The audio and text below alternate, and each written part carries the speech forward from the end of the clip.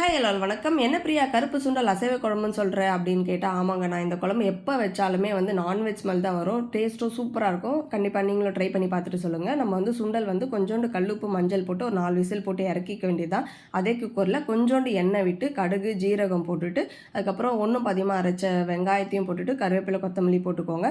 அப்புறம் தக்காளி இஞ்சி பூண்டு எல்லாமே வந்து நான் ஒன்றா அரைச்சி பேஸ்ட் போட்டுட்டு நல்லா வதங்கின உடனே கொஞ்சம் மஞ்சள் தூள் வெறுமிளகாய் தூள் தனியாத்தூள் கரம் மசாலா தூள் போட்டுட்டு அதுக்கப்புறம் வந்து அது நல்லா பச்சை ஸ்மெல் போனோடனே இந்த சுண்டல் வேக வச்ச தண்ணியோட நான் ஊற்றிக்கிட்டேன். அது ஒரு கொதி வந்து எண்ணெய் பிரிஞ்சு வரும்போது கொஞ்சோண்டு புளி தண்ணி ஊற்றிக்கோங்க.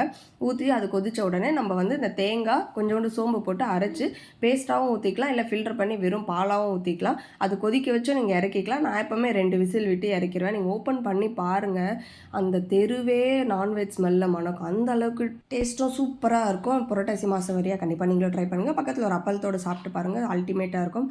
பாய்.